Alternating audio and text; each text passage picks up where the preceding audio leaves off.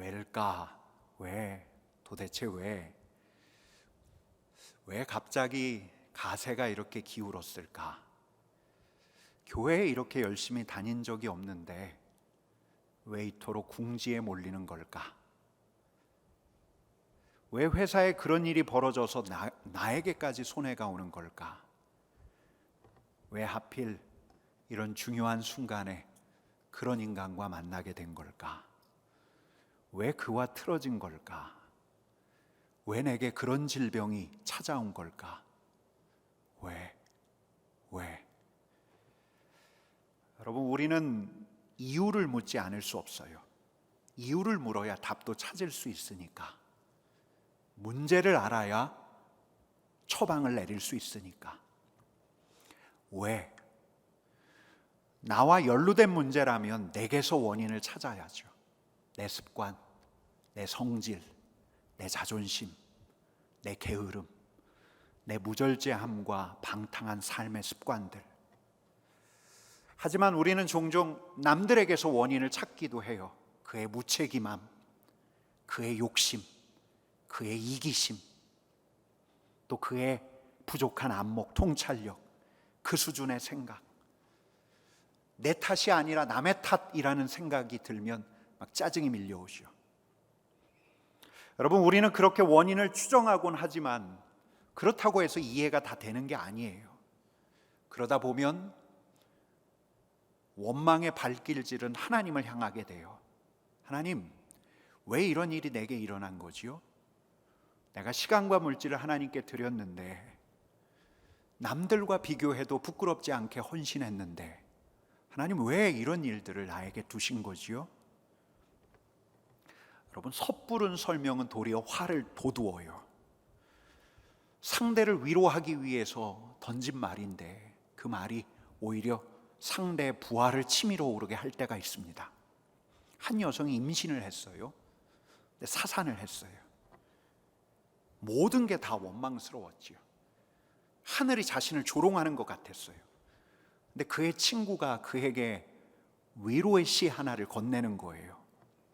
악의 없이 천국을 둘러보시던 우리 하나님께서 그곳이 좀 더 환해져야겠다는 생각이 드셔서 생생한 꽃 한 송이 꺾어다가 그곳에 두신 거야. 여인이 이 시를 읽으면 이런 질문을 던져요. 뭐라고? 소리를 지를 뻔하는 거죠. 그녀는 이를 악물어요. 후회할 말을 할 것 같아서 이를 꽉 깨무는 거예요. 내가 감동받고 내가 위로받은 말이라 할지라도 남에게 위로가 되리라는 보장이 없죠. 여러분, 요즘 수요 예배 때 에베소서 본문을 보고 있어요. 그리고 이 본문은 이미 짚고 간 본문이에요. 근데 한 가지를 더 짚어야 할 게 있어요. 그건 우리 하나님의 선택, 하나님의 예정, 하나님의 계획이에요. 여러분, 우리 4절하고 5절 말씀 함께 읽어보겠습니다. 4절 5절 말씀 같이 읽어볼게요. 곧 창세전에 그리스도 안에서 우리를 택하사 우리로 사랑 안에서 그 앞에 거룩하고 흠이 없게 하시려고. 여러분, 하나님께서 우리를 선택하셨대요. 언제? 우리가 이 세상 나기도 전에, 우리가 흙으로 지어지기도 전에, 우리 하나님께서 이 세상을 짓기도 전에 우리를 선택하셨다고, 그리스도 안에서 우리를 선택하셨다고 말해요. 여러분, 근데 이 본문 안에는 한 가지 전제가 더 있어요. 이 자리에 있는 저나 여러분이 우연하게 이 세상에 난 존재가 아니라는 거예요.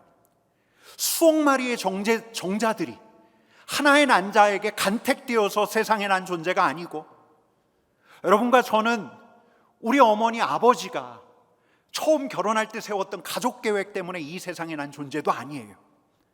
내 아버지 어머니가 사고 쳐서 이 세상에 난 예상치 않은 결과로 이 세상에 난 존재가 아니에요. 인간의 의도가 개입되는 어떤 생물학적인 우연의 산물로 결론 내릴 수 없는 존재가 저와 여러분들이에요. 이미 이 자리에 있는 존재 자체가, 여러분, 말씀을 읽다 보면 창세전에 예정되어 있다고 나와요. 저와 여러분들이 바로 그런 존재예요. 여러분, 근데 오늘 본문은 여기서 한 걸음 더 나아가요. 우리의 존재 자체가 예정되어 있다, 이걸 넘어서서 이 세상에 수많은 존재들이 있는데, 수많은 인류가 있는데 저와 여러분들은 하나님의 자녀로 선택되었다고, 창세전에 선택되었다고 이야기해요. 우리 하나님께서 저와 여러분들을 하나님의 아들과 딸로 창세전에 예정하셨다는 거예요. 한치의 오차도 없는 하나님의 예정이 우리를 이 땅에 있게 했다는 거예요. 여러분, 그래서 6절 말씀 한번 같이 읽어볼까요? 6절 말씀 같이 읽어볼게요. 같이 읽겠습니다. 그 기쁘신 뜻대로 우리를 예정하사 예수 그리스도로 말미암아 자기의 아들들이 되게 하셨으니. 여러분, 저는 이 본문이 꼭 이렇게 읽혀요. 언어 유희 같은데요, 꼭 이렇게 읽혀요. 같이 읽어볼게요. 그 기쁘신 뜻대로 우리를 예정하사 예수 그리스도로 말미암아 자기의 아들들이 되게 하셨으니. 기쁘신 뜻인데, 하나님의 기뻐하시는 뜻인데, 하나님의 기쁜 뜻인데, 이 하나님의 기쁜 뜻이 우리를 향한 깊으신 뜻처럼 여겨지는 거예요. 여러분, 선택되어 있는 저와 여러분들에게 우리 하나님의 뜻은 굉장히 깊어요. 이 하나님의 예정, 하나님의 계획, 하나님의 선택이 1장 전체로 쫙 이어져요. 우리가 예수 그리스도의 십자가를 통해서 속량받았음을 이야기하고, 저와 여러분들이 예수 그리스도의 죄사함 사건을 통해서 하나님의 자녀가 된 사건을 쭉 이야기하면서 이게 이미 예정되어 있다고 나와요. 그리고 11절 말씀에서는 여기서 한 걸음 더 나아가서 이런 대목이 있어요. 우리 한번 같이 읽어보겠습니다. 모든 일을 그의 뜻에 결정대로 일하시는 이의 계획을 따라 우리가 예정을 입어 그 안에서 기업이 되었으니. 우리 한 번만 더 읽겠습니다. 모든 일을 그의 뜻에 결정대로 일하시는 이의 계획을 따라 우리가 예정을 입어 그 안에서 기업이 되었으니. 여러분, 우리가 그분 안에서 기업이 되었대요. 하나님의 소유가 되었대요. 하나님의 자녀가 되었대요. 여러분, 그러니까 그냥 간략하게 이야기하면 하나님께서 우리를 예정하셨고, 하나님께서 우리를 계획하셨으며, 하나님께서 우리를 자신의 소유로 삼으셨다는 이 말씀은 하나님께서 우리를 붙들고 계시다는 말이에요. 하나님께서 우리를 놓지 않으신다는 말이에요. 우주의 티끌과도 같은 존재가 바로 우리예요. 바다의 모래알갱이와도 같은 존재가 바로 우리인데, 우리 한 사람 한 사람을 우리 하나님께서 놓지 않고 계신대요. 붙들고 계신대요. 여러분, 에베소서 1장의 핵심 중에 하나는 바로 이런 거예요. 그걸 이미 예정하셨대요. 하나님께서 선택하셨고 예정하셨대요. 그리고 계획하셨대요. 여러분, 예정, 섭리, 이런 말 들어보셨죠? 아마 들어보셨을 거예요. 근데 예정이라고 하면 우리 신앙인들에게 굉장히 어지러운 질문을 낳아요. 예정하셨다고? 예정? 그럼 우리에게 숙명과도 같은 길이 있는 건가? 예정하셨다고? 그럼 우리에게 정해진 단 하나의 길이 있는 건가? 나를 선택하셨다고? 아니, 왜 그 사람은 선택하지 않고 나를 선택하신 거지? 그렇게 선하게 살아가는 그는 왜 하나님께서 방치하시고 나처럼 방탕한 삶을 살았던 이를 하나님께서 선택하신 거지? 또 이런 질문도 있어요. 아니, 왜 나의 선택, 나의 의지와 상관없이 하나님께서 나를 택정하신 거지? 섭리와 계획 가운데 있다고? 섭리와 계획 가운데 내가 있다고? 그럼 왜 내 삶에 이런 걸리적거리는 걸 놓으신 거지? 이게 내 탓이 아니라는 건가? 하나님 탓이라는 건가? 여러분, 이런 질문 던져보신 적 있으시죠? 예정과 섭리에 대한 질문은, 예정과 섭리에 대한 교리는 우리 하나님께서 우리를 다스리고 계시고 우리를 꽉 붙들고 계신다라는 걸 보여주려는 말씀인데, 우리가 우연한 존재가 아니라 하나님의 사랑 안에 있는 존재임을, 하나님의 계획과 다스림 가운데 있는 존재임을 보여주려는 교리인데, 우리가 하나님의 사랑의 존재라는 걸 보여주려는 교리인데, 우리는 늘 그런 질문을 던져요. 하나님께서 예정하셨다고? 하나님께서 나를 선택하셨다고? 그래서 우리에게 불운한 일이 생기곤 하면 우리 하나님께 원망과 푸념을 토해내는 거지요.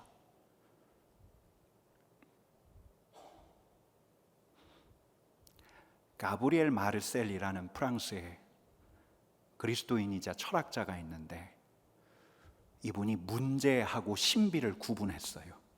문제하고 신비를. 그는 문제를 이렇게 이야기해요. 문제는 내 길을 가로막고 있는 무언가. 잘 파악하고 따지고 들면 전체를 파악할 수 있는 거. 이게 문제래요. 근데 신비는 뭐냐? 신비는 뭐냐면 내가 사로잡혀져 있는 무언가. 전체 전모가 다 드러나지 않는 것. 여러분, 그러니까요, 문제는 우리가 앞으로 나아가기 위해서는 걸리적거리는 거예요. 제거해야 할 대상이에요. 처치하고 해결해야 할 대상이에요. 하지만 신비는 내가 참여할 수 없는 무엇이에요. 참여하지 않을 수 없는 무엇이에요. 내가 개입해 있는 거예요. 문제는 전모를 잘 파악해야 해요. 앞뒤를 잘 따져 물어서 왜 그런 일이 생겼는가를 잘 파악해야 해요. 근데 신비는 내가 풀어낼 수 없는 거예요. 나를 끌어당기고 있고 내가 들어가 있어서 개입되어 있는 거예요. 하지만 온전히 파악되지 않는 거예요.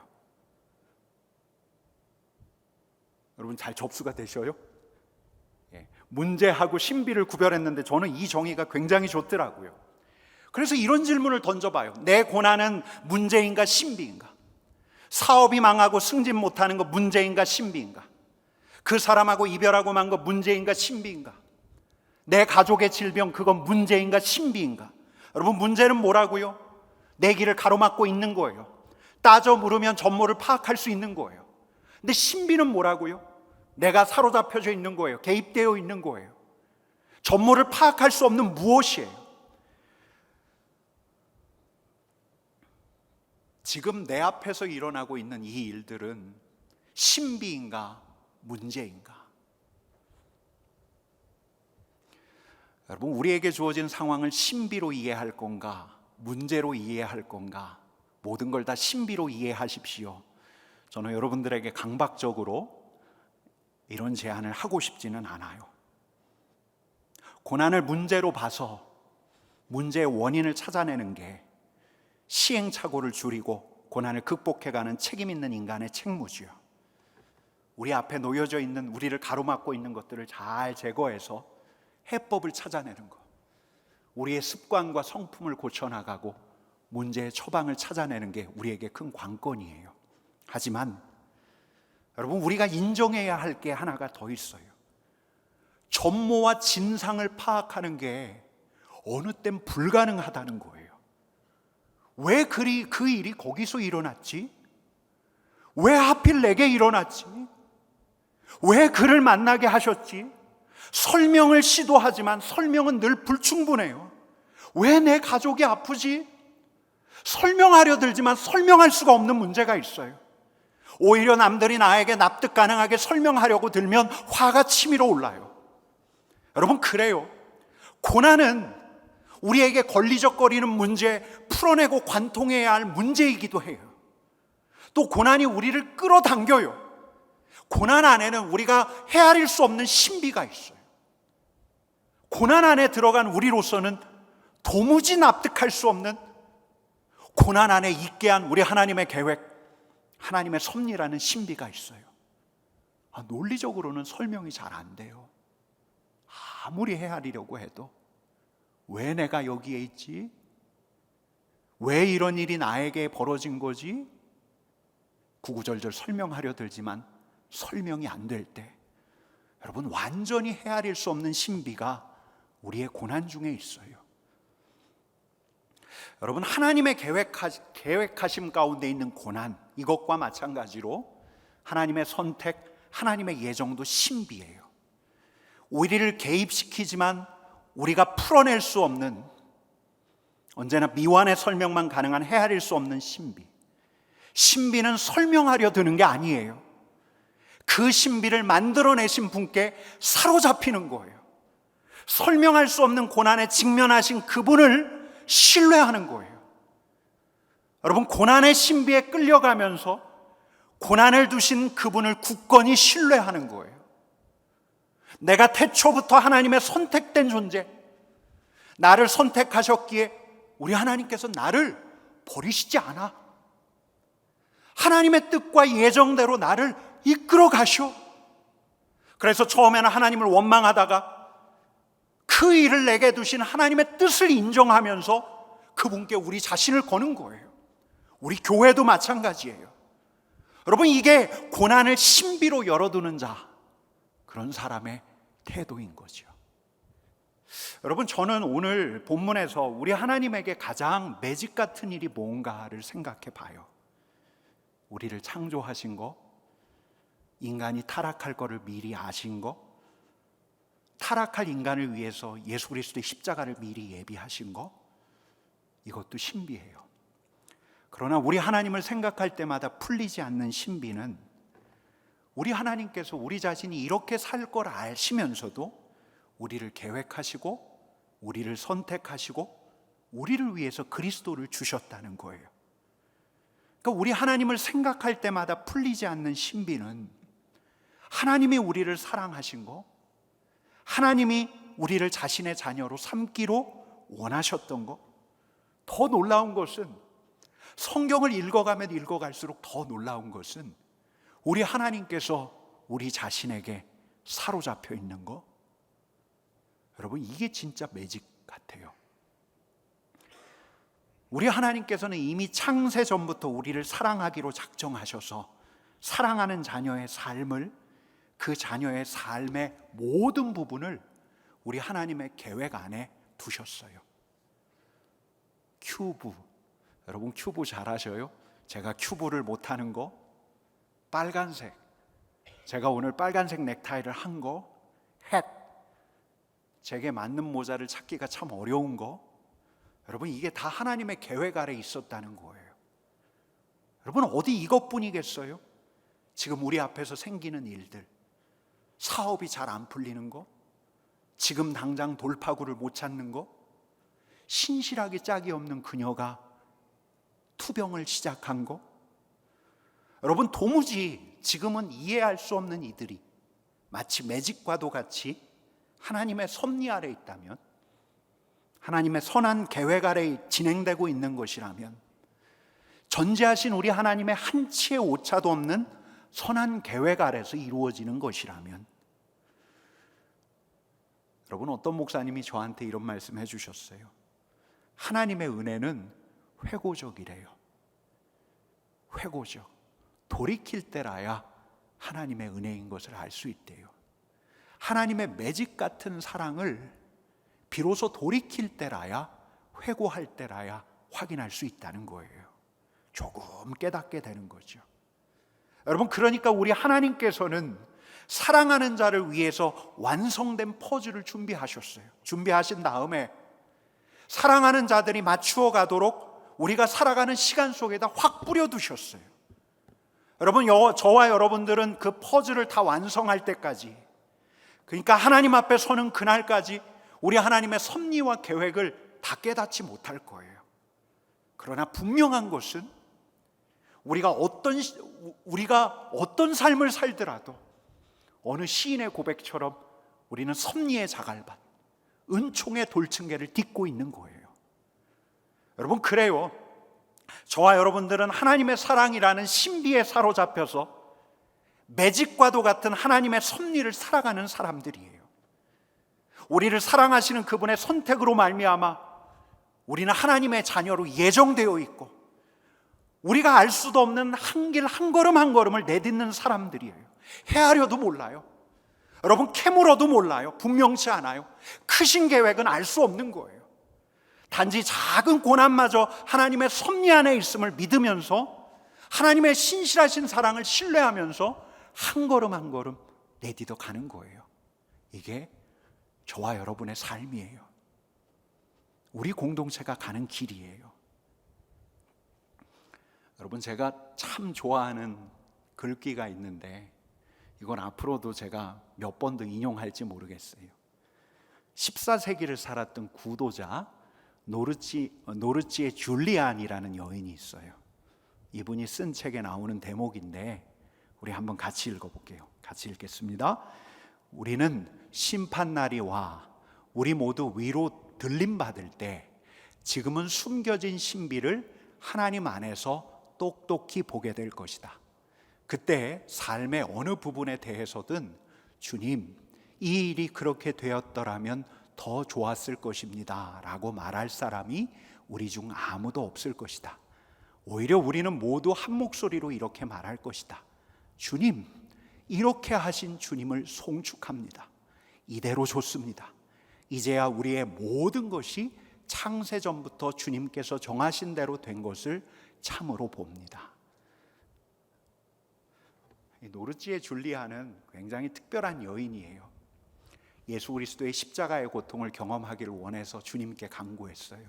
주님, 내가 31 되기 전에 저한테 죽을 병을 주십시오. 주님께서 그녀의 간구대로 죽을 병을 주셨어요.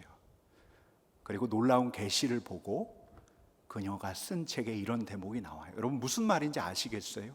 우리 주님 다시 올 때 우리 모두가 높이 들림을 받아서 영광 중에 다시 오시는 우리 주님을 만나게 된대요.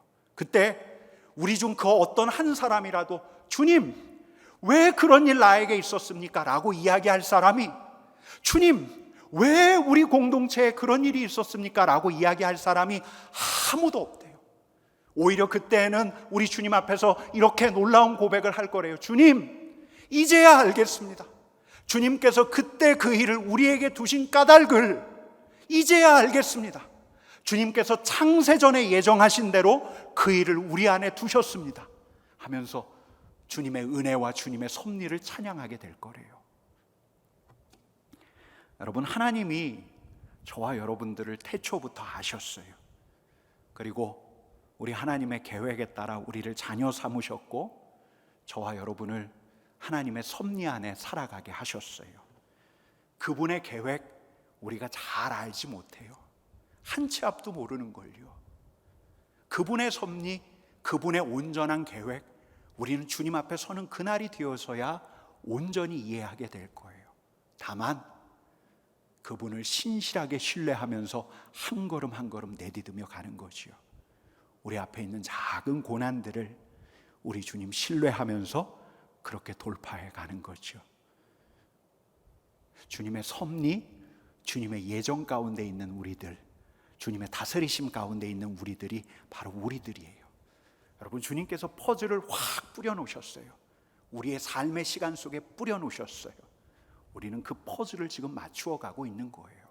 분명한 것은 우리 주님께서 우리를 사랑하셨고 지금도 사랑하시며 신실하게 선하게 이끌어가고 계시다는 거예요. 그래서 고난은 신비인 것이요, 주님의 선택도 예정도 신비인 것이요. 여러분, 좀 더 내용이 있는데 제가 오늘 여기까지만 할게요. 우리는 주님의 신비에 사로잡혀 살아가는 존재들입니다.